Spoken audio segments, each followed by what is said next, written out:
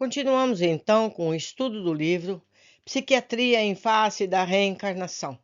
Dr. Inácio Ferreira, ainda nos dias de atividade como médico.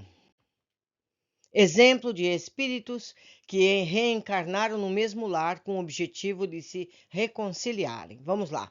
Agora um caso ocorrido no sanatório.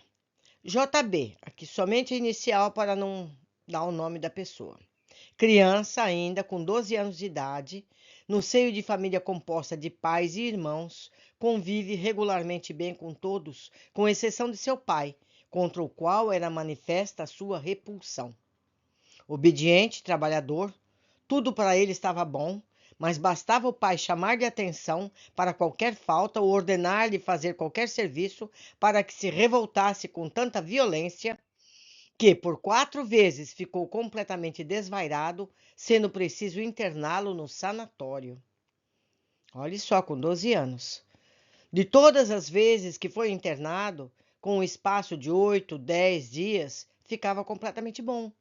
A última vez que aqui esteve, já restabelecido, aguardávamos uma pessoa da família para entregá-lo quando chegou ao sanatório seu pai.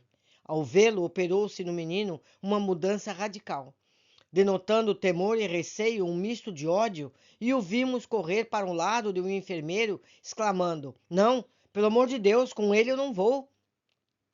Vocês não estão vendo a faca que ele quer matar-me? Não, não, com ele eu não vou." O pai, admirado, demonstrando mesmo afeição pelo filho, procurou agradá-lo e nos perguntou: "Como será que ele adivinhou que eu estava com um punhal?" E mostrando-nos um punhal que trazia à cintura, sem que ninguém o tivesse visto devido à sua localização. Também não deixamos de nos admirar de semelhante fato, e movido pela curiosidade em nossos trabalhos costumeiros, tivemos a maravilhosa explicação dada por uma entidade amiga que conhecia todos esses fatos passados, ou seja, um espírito, dada a convivência espiritual com outra entidade que esteve no sanatório durante todo o tempo de internação do menino, entidade essa que havia sido pai do menino enfermo em uma existência anterior. Então, resumindo, ele não conseguia conviver com o pai físico dessa encarnação e esse pai espiritual cuidava dele. Vamos continuar com a leitura. Resumimos mais ou menos as suas palavras. Diz ele, o espírito: "De todas as vezes que esse menino esteve internado aqui no sanatório, notamos junto dele uma entidade que o seguia constantemente.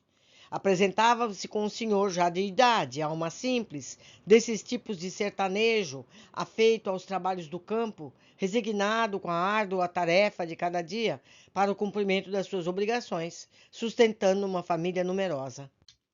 A princípio, julgamos tratar-se de um obsessor, porém, com o correr dos dias, nos convencemos do contrário, pois notávamos que procurava amparar o enfermo, incutindo-lhe bons conselhos, procurando dar-lhe coragem, humildade e resignação.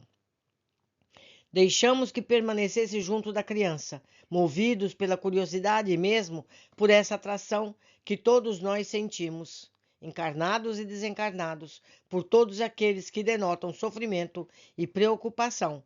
Procuramos nos aproximar dele e pudermos assim ficar conhecendo as tragédias das vidas passadas, pois assim ele contou. Na minha última existência terrena, fui pai desta criança. Possuía um pequeno sítio em Caeté, onde, em companhia de numerosa família, dedicava-me aos serviços da lavoura, auxiliando pelos filhos, entre os quais este menino, que naquela época contava com 19 anos de idade. Ele era trabalhador, disposto, porém um tanto turbulento, valentão, sempre metido em brigas e discussões. Confrontando com as minhas terras, morava um vizinho, um homem pacato, trabalhador, bom pai de família, como eu, lutando pelo sustento da esposa e algumas filhas, uma das quais tornou-se logo namorada do meu rapaz. O vizinho, porém, não se conformou, proibindo terminantemente a continuação desse namoro, dizendo mesmo que não permitiria o casamento de sua filha com um rapaz tão turbulento. Por causa disso, chegou a vender seu pequeno sítio e mudar-se para um lugar um pouco mais distante. E como o rapaz continuava persistindo em seus propósitos, foi mesmo ameaçado. Ou deixava a moça em paz, ou encontraria nas suas terras, se nela penetrasse alguém que lhe atravessasse o coração com um punhal. No correr desses acontecimentos, o meu antigo vizinho perdeu a esposa e, ainda não refeito por aquele choque, passou pelo desgosto de ver sua filha fugir com o meu rapaz. Desvairado, procurou-os algum tempo e os matou a punhaladas. Por proteção de fazendeiros e autoridades do local, não foi preso e não respondeu ao processo. Alguns anos após, contraiu segundas núpcias, casou-se novamente, procurando uma companheira para auxiliá-lo a criar o resto dos filhos. Essa segunda esposa ficou louca e uma noite o assassinou a machadadas, fugindo logo em seguida e nunca sendo encontrada. Agora é que sei que o rapaz que ele havia assassinado, como espírito consciente do seu estado, não podendo vingar-se diretamente do seu assassino, agiu sobre a esposa, obsediando-a, fazendo-a com que o matasse. O rapaz, pouco depois desses acontecimentos, reencarnou. Foi soldado e também assassinado por um companheiro durante uma questão qualquer, ainda devido ao seu gênio turbulento. Agora, nesta terceira existência, veio encarnado com uma família composta por todos aqueles antigos personagens, pois o pai dele atual foi o antigo vizinho, o pai da garota que ele assassinou. Uma das irmãs atuais foi a antiga namorada, com quem fugira e também assassinada pelo antigo pai, o mesmo da existência atual. A mãe atual do menino foi a segunda esposa do meu vizinho, a mesma que, influenciada pelo seu espírito, matou o antigo esposo, e mesmo agora nesta reencarnação. Vejam, meus amigos, aqui comento eu, como a vida faz com que a gente se encontre, porque o objetivo é que nos amemos uns aos outros. Esse é o objetivo. Mas somos teimosos, não é? Vamos continuar a nossa leitura. Eu os acompanho sempre, procurando incutir-lhes bons sentimentos, amparando e procurando evitar novas tragédias. Existirão outras causas para explicar os gestos de revolta e repulsa que esta criança manifesta contra o seu pai atual, seu antigo vizinho e assassino? O temor dessa filha contra o mesmo pai, que em existências passadas fora o causador da sua infelicidade, embebendo-lhe o coração com um punhal? A amizade e o atrativo que liga essa criança a uma de suas irmãs com quem fugira um dia, aproximado por esse amor que liga duas almas?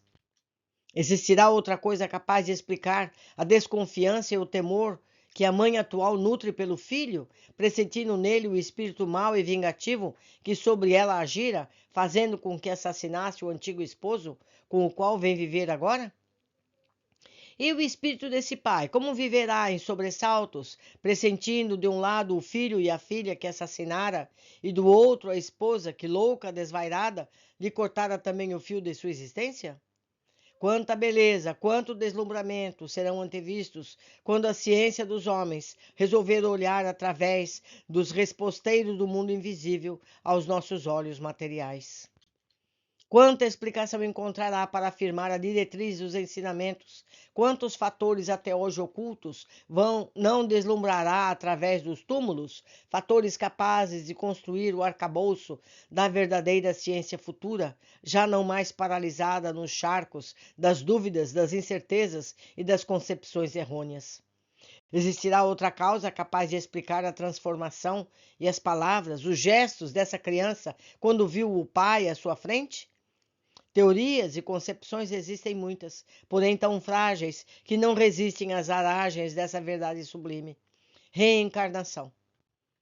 Assassinado em uma existência anterior, guardando no seu psiquismo as lembranças anteriores daquele instante supremo que a arma assassina cortava sua vida material, conservando ainda no seu perispírito aquela última centelha de dor e ódio, de mágoa e de vingança, que, qual marca de um ferrete em brasa, se estampava em seu espírito, que manifesta agora em todo o seu esplendor, para confundir a sabedoria dos homens e apontar-lhe o verdadeiro caminho das perquisições, mostrando que os sentimentos sobrevivem ao corpo, a matéria que se transforma.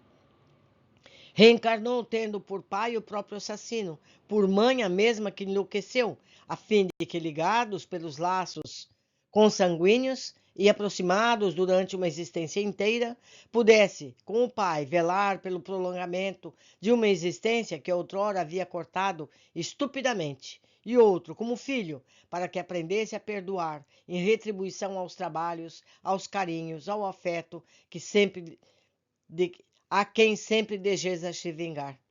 O pai, o antigo assassino, tem cumprido sua missão velando pela vida material daquele que assassinara, procurando amparar o filho, lançando mão de todos os recursos materiais, ganhos com sacrifício para criar, educar, repô-lo no caminho de uma nova existência.